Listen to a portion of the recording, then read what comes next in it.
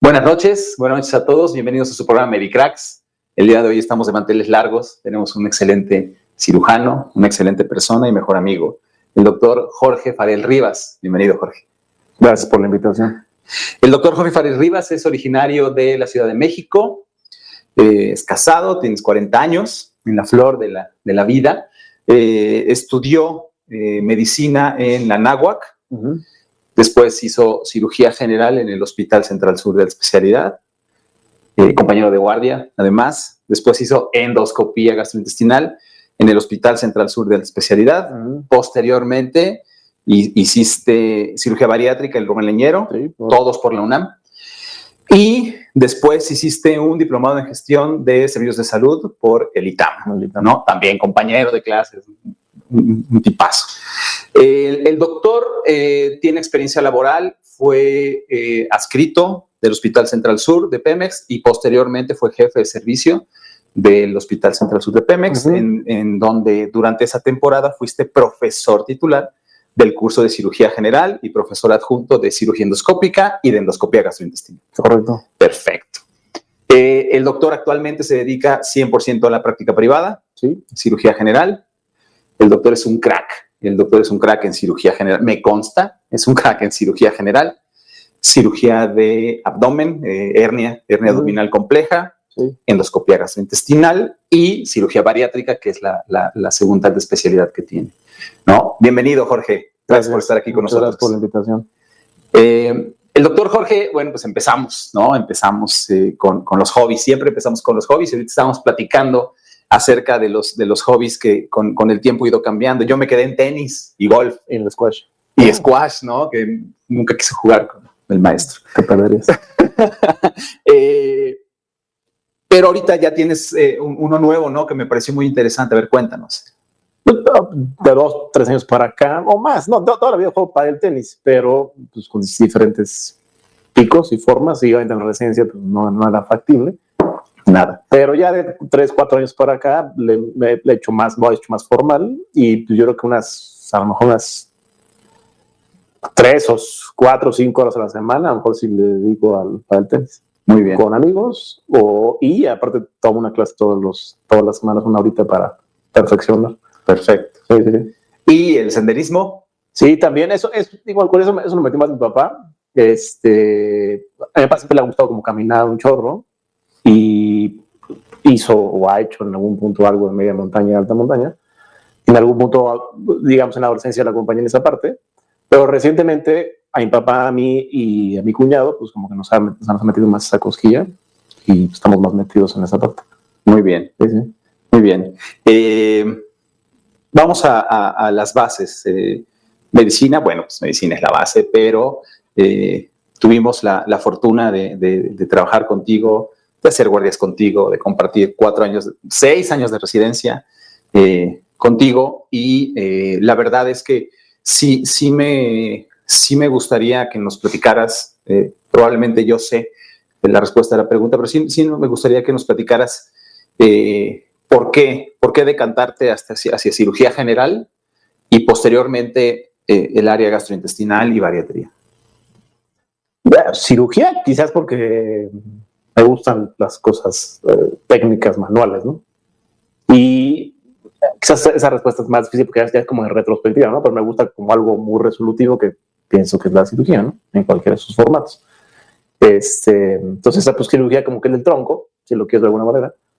Y de ahí, pues ya haces cirugía general y pues vas viendo las diferentes especialidades o altas especialidades, pues te atrae X, Y o Z, ¿no? Endoscopia particularmente porque siempre he pensado, y como sé en algunos países, es un muy buen complemento del cirujano, ¿no? Porque al final el cirujano, por lo menos al menos en México, quizás el 80% de su parte que le llamamos cirugía general es cirugía digestiva en su mayoría. Y la endoscopia, pues es endoscopia digestiva, ¿no? Es el complemento intraluminal de la cirugía que haces extraluminal. Entonces, quizás por ahí va al tema. ¿Y bariatría?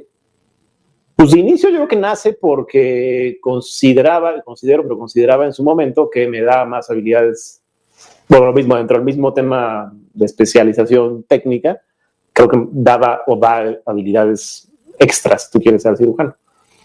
Quizás fue lo primero que me orilló, se combinaba bien con endoscopia, entonces pues sumaba lo mismo otra vez. Y después, porque yo creo que es una enfermedad muy particular y que hoy en día, afortunadamente, y existe la cirugía como el tratamiento más importante y de mayor evidencia para el tratamiento, junto con otras cosas que existen como suma para los pacientes. Todo el protocolo. Sí, ¿no? Sí, durante varios años platicamos, ¿no? Este tema que tú estás comentando, ¿no? El plus en conocimientos, el plus en habilidades clínicas que te da el hacer endoscopia gastrointestinal después de hacer cirugía general, ¿no? O sea, la verdad es que hasta que haces endoscopia gastrointestinal te das cuenta de muchas cosas de fisiología, de fisiopatología, de clínica, de las enfermedades gastrointestinales. No te convierte en un gastroenterólogo, por favor, no te convierte en un gastroenterólogo. No debería, pues. Pero sí te da muchos conocimientos, muchas habilidades, un extra en enfermedades gastrointestinales, ¿no? Y estoy de acuerdo contigo, la habilidad técnica, la habilidad quirúrgica se requiere para hacer procedimientos bariátricos te sobrepasa al cirujano común, ¿no? Al cirujano general con la laparoscopia básica, ¿no? Sí. Perfecto. El área administrativa, el área de la gestión, yo también creo que es indispensable actualmente en la práctica quirúrgica, el saber gestionar, administrar. Cuéntanos esa experiencia.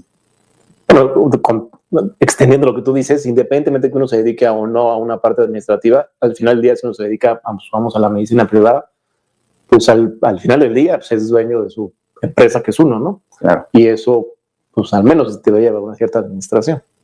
Entonces, si lo quieres poner en una pequeña escala, pues sería la menor de las escalas, ¿no? Y la verdad es que, o por lo menos en mi caso, y creo que con mis compañeros igual, y de diferentes carreras y de diferentes universidades, al médico en ese entonces, no sé ahora, no se le enseñaba pues administración, ¿no? Había una materia así como una embarrada, más o menos existe esto y bye, ¿no?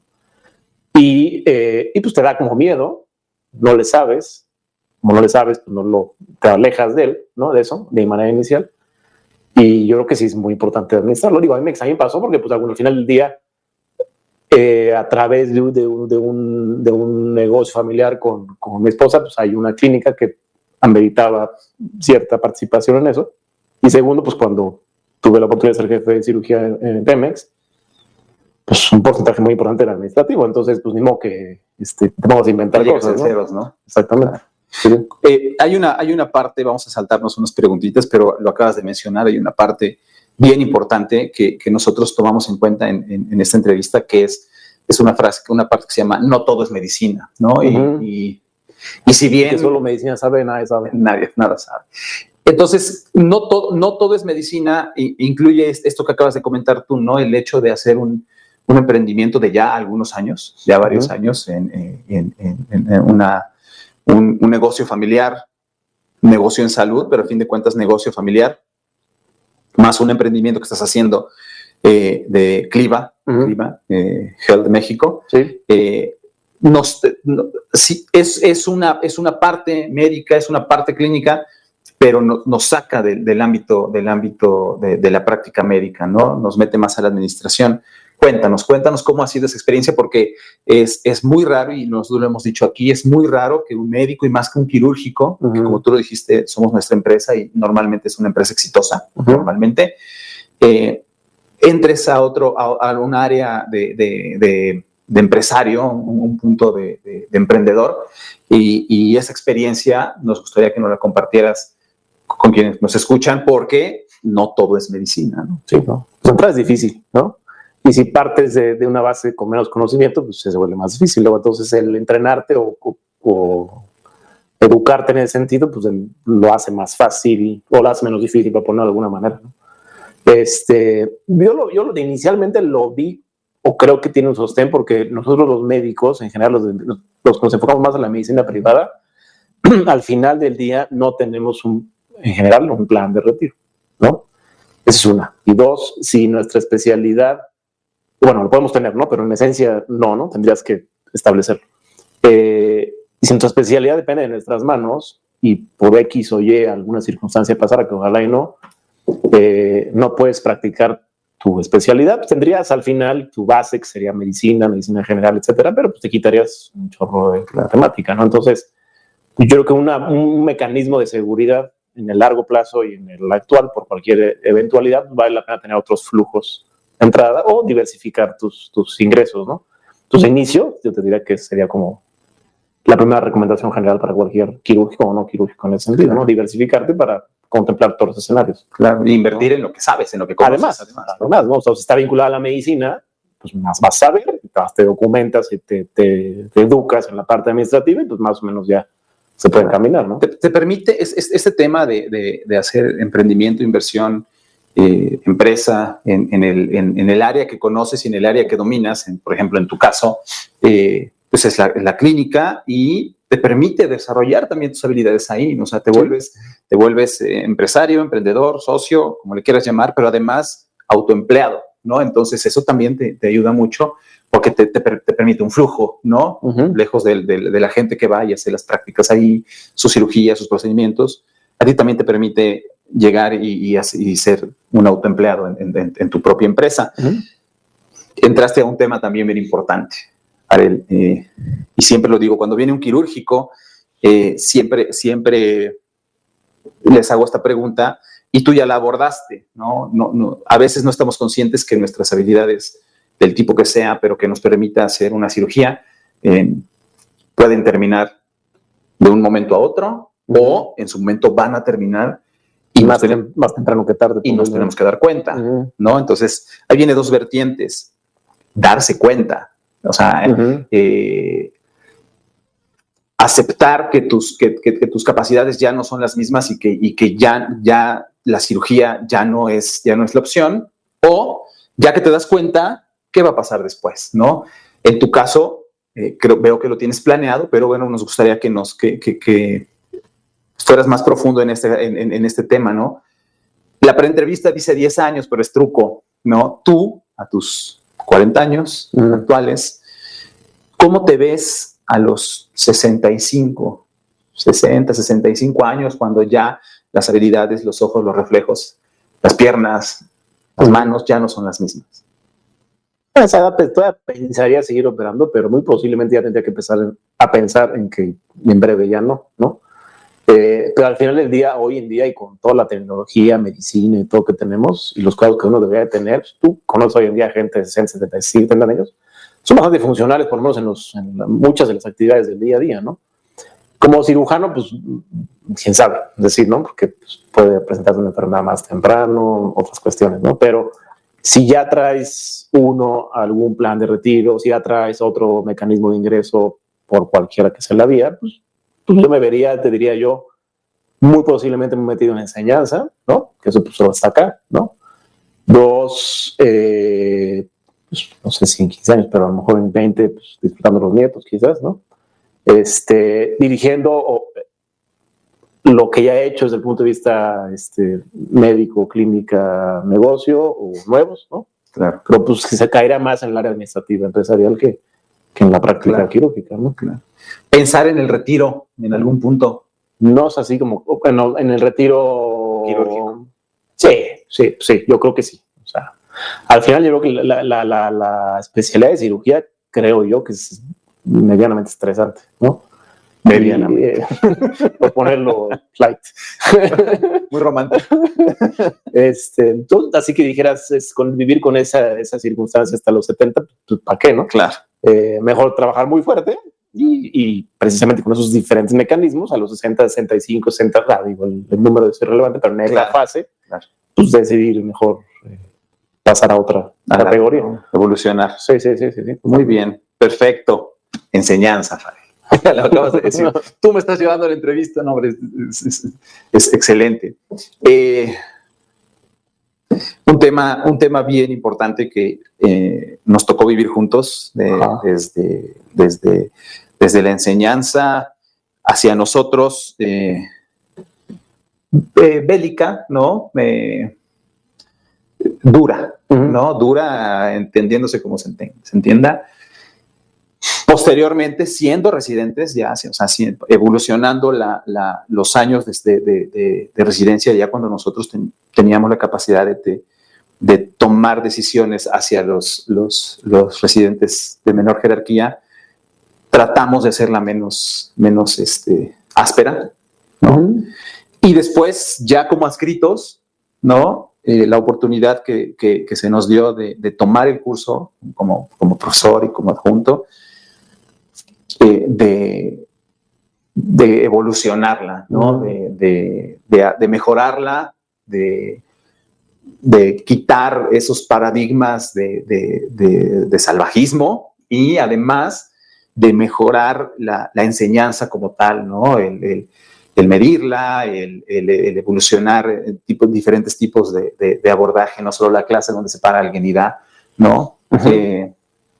Teniendo muy buenas generaciones, ¿no? Teniendo muy buenos resultados, excelentes subespecialistas, un índice de ingreso a la alta especialidad de los alumnos de casi del 100%, ¿no? Y que nosotros vemos y que vemos que son exitosos, que son buenos cirujanos y buenas personas. Sin embargo, este breve resumen que acabo de hacer tiene mucho que ver con lo que tú hiciste en esa sede, ¿no? Cuéntanos esa experiencia, qué pasó por tu cabeza en el momento en el que tuvimos la oportunidad de decir vamos a evolucionarla y ¿qué crees que venga en adelante? Pues de entrada yo creo que parte de lo que teníamos que hacer o que se debe de hacer pues es formar el carácter del futuro cirujano, ¿no? Y ese carácter no creo que se pueda forjar porque como platicamos anteriormente es una especialidad medianamente estresante, ¿no? Que tiene que ver con pacientes, que tiene que ver con toma de decisiones en momentos relevantes, que tiene pues, un porcentaje de complicaciones que pueden impactan en la vida de la persona a corto o a largo plazo.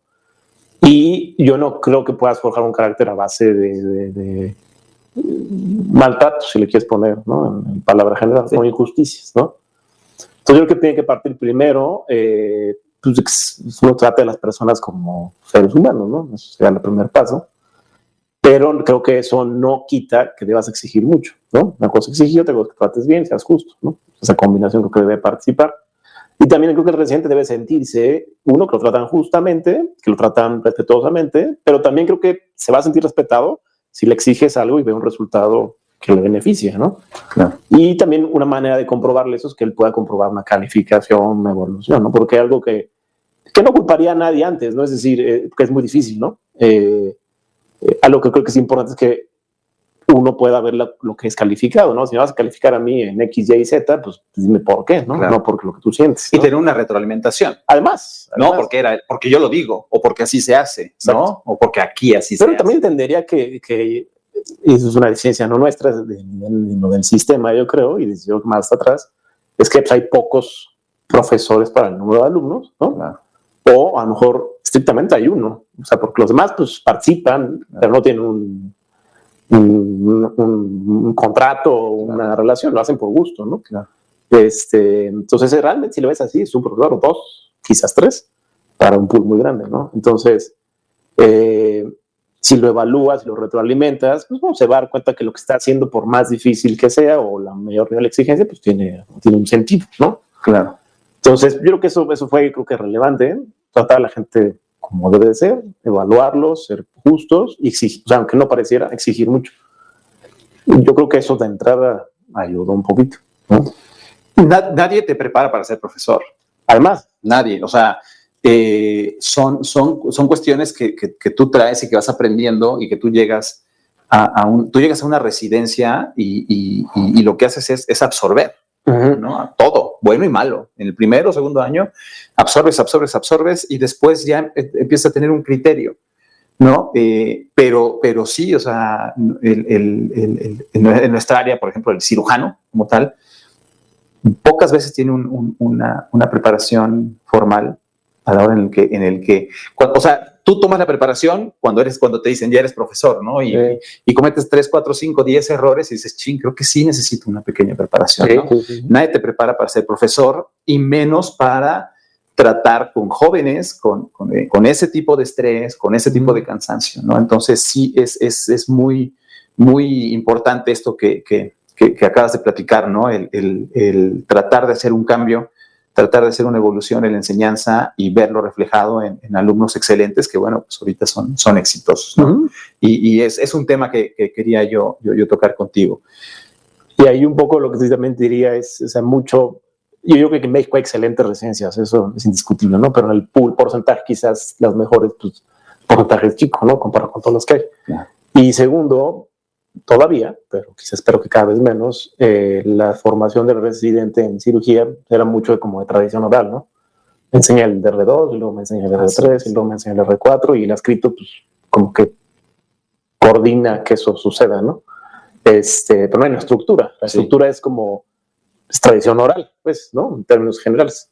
Sí. Y si la tradición oral es buena y el sistema de la escuela es buena, bueno, pues te defiendes, pero si la tradición oral no tiene ninguna medicina basada en evidencias, en base a mi experiencia, en base a lo que ha sucedido ahí, pues puede tener múltiples desviaciones, ¿no? Claro.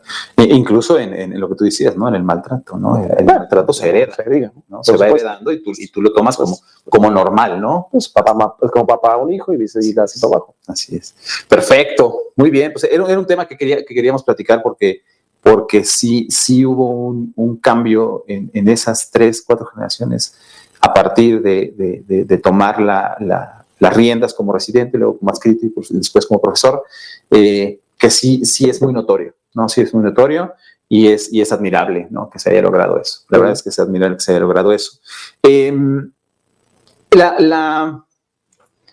Como tú lo has dicho, ¿no? La medicina debe basarse en evidencia, ¿no? Sin embargo, en las áreas quirúrgicas, la experiencia es muchísimo. O sea, el tener experiencia, el repetir hacen, ¿no? Y pueden ser experiencias técnicas, pero también pueden ser experiencias de vida, ¿no? Experiencias de criterio, de falta de exceso de, ¿no? Entonces, hay una parte donde nosotros preguntamos cuál ha sido tu mejor experiencia en el área de la cirugía en la cual estás metido desde hace 15 años. Mi mejor experiencia, así como particularizarlo, no sé, pero yo creo que mi mejor experiencia es que el paciente te felicite o esté contento con el resultado, llámese en el ambiente público o privado. O sea, yo te diría que esa sería la mejor experiencia y esa es la que, si opera un paciente el lunes, espero que suceda el próximo lunes cuando da la consulta, ¿no? Esa es mi mejor experiencia, el resultado de un paciente contento que te recomienda porque le fue bien y porque quiere que la persona que está recomendando, pues al final cuando recomiendas a alguien es porque te genera cierto compromiso también, claro, ¿no? Entonces, yo creo que sería eso, la satisfacción que el paciente le vaya bien. Muy bien. Otra parte de la entrevista tiene mucho que ver con la cultura que tenemos, ¿no? Ha cambiado también mucho la cultura de la lectura, ¿no? Uh-huh. Y me consta, ¿no? De repente, pues había tiempos libres y ahí estabas con tu libro, ¿no? Entonces, tenemos una pregunta que es ¿cuál es o cuál ha sido o cuáles han sido algunos de los libros que tú puedas recomendar que hayan marcado algo en tu vida, ya sea profesional, personal o combinadas, y por qué? Pues uno reciente, el libro tendrá 5, 6, 8 años, se llama Hábitos Atómicos. Ajá. Pero a ese lo aplico mucho porque pues, lo puedo aplicar sobre todo pacientes con sobrepeso y obesidad que requieren una consulta como muy conductual, ¿no? Por el psicólogo, el psiquiatra, pero pues también por el médico en general, ¿no? El encargado. Exacto. Es un libro que precisamente te explica fisiológica, psicológica y conductualmente cómo se establece un hábito, cómo ejecutarlo, cómo entrenarlo, pero lo desglosa de una manera muy práctica y muy sencilla, y que cuando lo aterrizas, la verdad es que yo creo que es o sea, porque hay un chorro de libros de coaching y de mil rollos, ¿no? Que seguramente son muy buenos, pero ese la verdad es que de todos los o pocos que he leído, lo aterriza perfecto.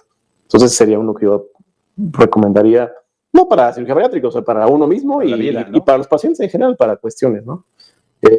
Otro reciente tiene que ver con hijos, pero eso digo, educación de niños, pero no está muy bien, pero no para Medicracks quizás. Claro. Hay uno que se llama 12 reglas para la vida, es un psicólogo, se llama Jordan Peterson, controvertido, tiene sus áreas buenas y malas en lo que comenta en su historia de vida, pero particularmente ese libro te establece 12 reglas que podrías seguir en tu vida, que me parecen muy interesantes, como las desglosa, pero sobre todo, más que alguien diga porque lo sientes, sino porque te lo sustentan en hechos con evidencia, ¿no? Entonces ahí es donde a mí me gustan muchas cosas, ¿no? De hechos, facts, que te digan, yo quiero que hagas esto porque se probó que se hizo esto, ¿no? Claro. Entonces, pues a mí, por lo menos en mi personalidad, mi forma de ser, me convence más a alguien que algo más holístico, que no lo critico, o algo más de fe, respetable, te lo imponga o te lo sugiera, ¿me explico? Claro. Y quizás en ese sentido, el último, o sea, uno reciente, se llama Chimp Paradox, es la paradoja del simio, va en la misma historia, es decir, es un psicólogo del deporte que, se encargó de un equipo de ciclismo que fue muy exitoso en el Tour de France, el equipo Sky, y entre otras cosas, y luego lo mismo, te establece la psicología del desarrollo, del éxito, etcétera, de manera muy puntual, pero sobre todo o sea, lo explica biológicamente cómo funciona el cerebro en eso, ¿no? Entonces es muy interesante. Pero además los llevó de cero, ¿no? Los llevó de cero. Ya hablamos de los libros y hay en una parte en la entrevista que es una frase que significa algo para ti y me llamó la atención. El arte de la guerra, me parece. Se dice que puede ser de ahí, sí. Del arte de la guerra, Maquiavel, por ahí, una de las dos. Pero cuéntanos, ¿qué frase es y por qué? No, como te decía, no soy muy de frases, ni de como símbolos o héroes o ideales, pero bueno, contestando esa pregunta, yo creo que la frase de ten tus amigos cerca, pero más cerca de tus enemigos, es una frase para un uso cotidiano, ¿no? Y creo que, pues digo, básicamente lo que representa es que, digo, no necesariamente es un enemigo viéndolo en el sentido una guerra o negativo, ¿no? Pero pues puedes conocer tus limitaciones, puedes conocer, adelantarte, evitar sorpresas, puedes conocer cómo va aprendiendo al negocio, ¿no? Cómo va tu negocio y te puedes comparar con el otro y ver cómo tienes oportunidades de crecimiento, ¿no? Ambas por ahí, ¿no? O sea, agarrando en un sentido, un ángulo positivo, ¿no? Pero pues al final del día, tu competencia te hace crecer más, ¿no? Si lo ves en la parte del negocio, competencia personal, etcétera, ¿no? Si lo tienes cerca, pues podrás ver qué sucede, ¿no? En ese entonces y aprender de él también. Muy bien, muy bien. Sí, es muy buena frase, además.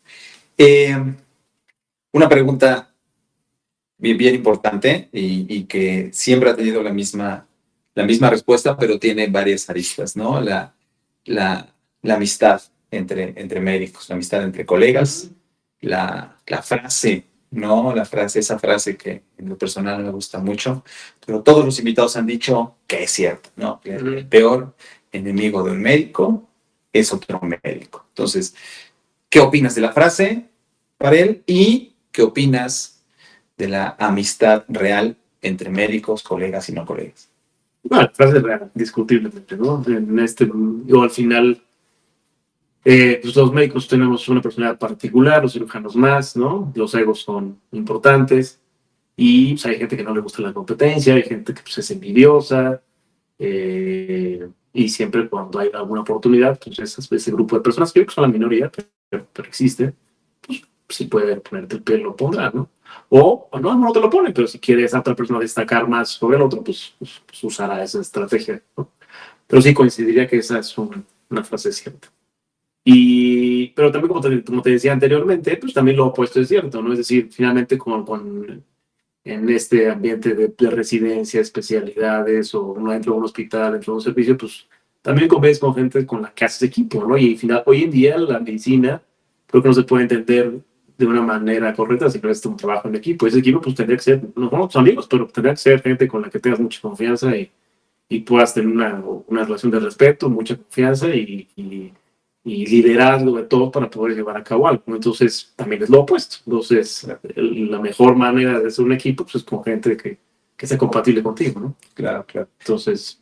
Sí, se dice que los verdaderos amigos que encuentras en tu carrera médica son tu familia escogida, pueden llegar a ser tu familia escogida, ¿no? O sea, de tan fuerte que puede llegar a ser esa amistad real entre médicos, ¿no? Entre médicos, ya sea colegas o no colegas, ¿no? De la misma especialidad. Sí, por supuesto. Sí.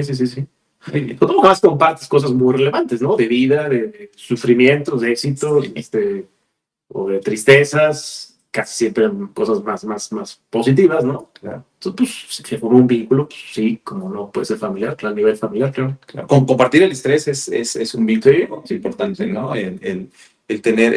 Saber que estás en un lugar muy estresante, decir, pues me puedo apoyar en tal cual. Sí. Sí llega a creer. Por lo más fácil, que cirujano cuenta sus complicaciones, es rarísimo. Sí. Rarísimo por muchas razones, pero pues si se las cuentas, las vas a contar pues, a un verdadero amigo, ¿no? O sea, alguien que te entiende, que te pueda apoyar. Claro, que no te juzgue, ¿no? Sí. Que tenga una... Te escuche y listo. Claro, de acuerdo. Por último, Jorge, este es un programa de cracks. Nosotros te consideramos un crack. Y todas las personas que destacan en una área o en otra, en tu caso en el área de cirugía, de endoscopía, de bariatría, de cirugía del aparato abdominal, gastrointestinal, nos gustaría que nos contaras quién ha sido el Medicrack o quiénes han sido los Medicracks que han representado algo importante en tu carrera médica, profesional, incluso hasta personal. Se puede decir nombres, ¿y por qué? Bueno, alguien que me pareció relevante en algún momento de mi vida fue la doctora Villa, Isabel Villa, que fue en el internado. Y fue una persona infinitamente comprometida con la enseñanza, con sus alumnos, muy exigente, pero muy justa, ¿no? Y que me marcó significativamente en el área de internado, o sea, como que mi mente y mi carrera de todo, como que, o sea, si te puedo decir, es un antes y después, en ese punto, en ese momento, en ese internado. Entonces, como que le tengo mucho aprecio, aprendí mucho de su manera de trabajar, su manera de estudiar, su manera de comunicarse con los pacientes, con la evidencia, mucho de la evidencia médica. Entonces, como que te diría, dentro de mi carrera, es lo más relevante. Y quizás ya en cirugía, digo, tuve la oportunidad de rotar con dos personas, uno mexicano, otro latino de Sudamérica, en Estados Unidos un tiempo, y me parecieron dos personas muy relevantes, aunque estuve muy poco tiempo con ellos, 6, 8 semanas con cada uno de ellos, porque hacían cirugía de alta complejidad, muy importante, con mucha frecuencia, y lo hacían ver bien fácil, ¿no? Cosa que, por lo menos yo viviendo en México, pues era como terrorífico ver lo que ellos hacían, y ahí era como ir a jugar un partido de tenis todos los días a las 8 de la mañana. Pero no, o sea, al final del día, pues eran líderes de un grupo, tenían un equipo de trabajo, tenían muy buena formación. Y, entonces, esa experiencia de cómo trabajaban ellos en sus diferentes grupos de trabajo, a la redundancia, me pareció muy interesante y pues sí me marcó, digamos, un criterio que si tú quieres técnico quirúrgico dentro de mi carrera. ¿Quiénes son? Uno es mexicano, se llama Carlos del Castillo, es cirujano de páncreas y sigue en Mass General en Boston. Y el otro se llama Horacio Asmus, una persona bastante relevante en el mundo de SAGES y de la cirugía en Estados Unidos. Él es también latinoamericano. Ahora yo lo conocí en Mayo Clinic, él creo que está en Miami, me parece, en Nueva York. Es alguien muy activo en la sociedad, digamos, quirúrgica de Estados Unidos, pero sobre todo muy activo en la parte de enseñanza, de información de criterios, de guías, o sea, como que sabe esta conducta, ¿no? De liderazgo dentro vamos, es muy participativo en toda esa enseñanza, ¿no? Entonces, son dos personas que sus criterios, su forma de trabajo me parecen muy interesantes. Muy bien. Acabas de tocar un tema bien importante que es ser tan bueno que parezca que lo que haces es fácil y lo puede hacer cualquiera, ¿no? No es fácil y no lo puede hacer cualquiera. En lo personal, y te lo tengo que decir, me tocó ver el inicio de una especialidad que a mí yo creo que debe ser una especialidad, hay sus bemoles, pero el inicio de tu inicio en la cirugía de reconstrucción abdominal, ¿no? Ver cómo evolucionó completamente el abordaje, el estudio, el respeto, la dignificación de la cirugía de hernia. ver los inicios de cómo iniciabas tus cirugías, ¿no? Cómo iniciabas tú esta práctica de cirugía de la pared abdominal con cirugías largas, cirugías cruentas, cansadas, ¿no? Difíciles, y con el tiempo lo hiciste ver muy fácil, ¿no? Personal, bien inicio, te he visto operar actualmente hernia abdominal difícil, compleja, hemos operado juntos hernia abdominal compleja, y lo haces ver muy fácil. Entonces, yo en lo personal, creo que esa es una área que debe tener un estudio específico. Podría llegar a ser una alta especialidad, incluso lo platicamos en algún momento. Un entrenamiento específico para la reconstrucción de la pared abdominal de 1 año avalado. ¿Tú qué opinas? ¿Tú qué opinas de esa evolución que tuvo la cirugía de hernia? Porque fue una evolución total. Hacemos muchas loqueras antes y después hubo un parteaguas y vino la reconstrucción abdominal abierta y ahora viene el robot que, bueno,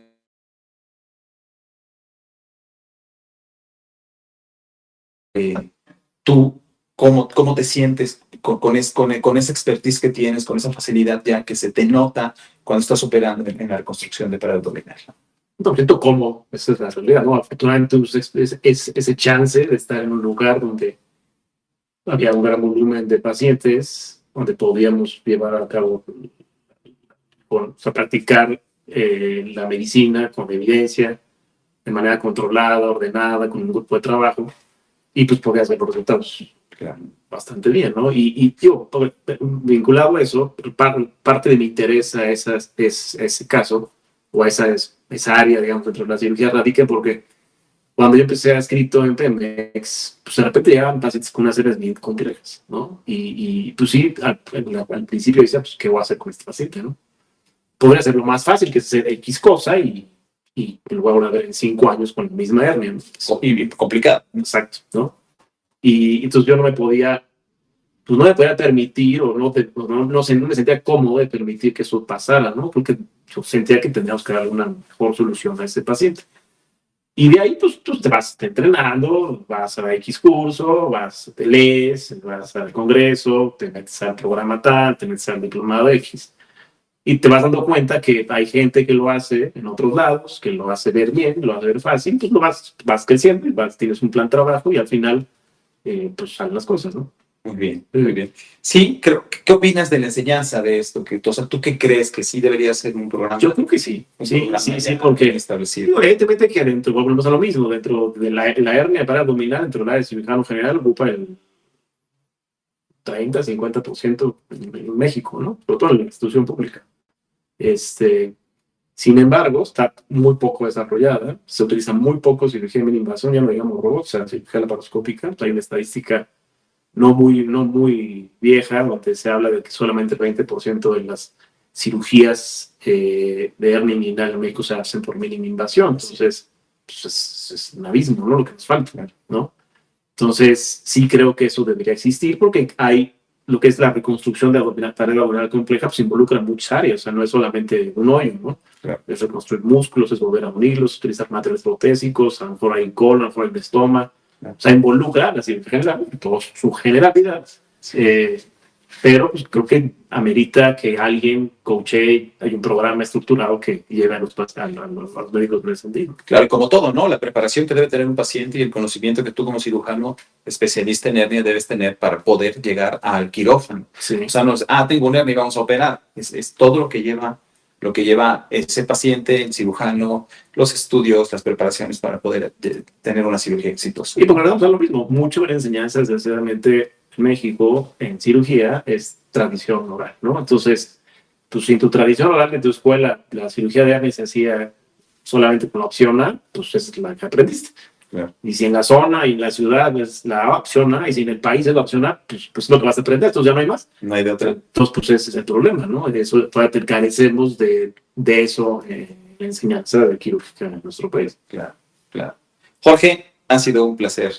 Muchas gracias por la invitación. Tenerte aquí con nosotros. Tenía que llegar el día que estuvieras aquí con nosotros. La verdad es que nos da muchísimo gusto por todo lo que viene atrás, o sea, todo lo que viene atrás de esta plática, muchos años de trabajo junto, de conocimiento, de camaradería, ¿no? De cosas importantes. Ten la seguridad, yo que te he visto trabajar desde el inicio hasta los últimos días, y quienes te vemos por ahí en el hospital, en la vida, trabajando, ten la seguridad que te vemos y decimos, ahí va un crack. Muchas gracias por estar con nosotros, Jorge. Claro, Julio. Muchas gracias a todos ustedes. Un placer haber estado con nosotros. Nos vemos la próxima.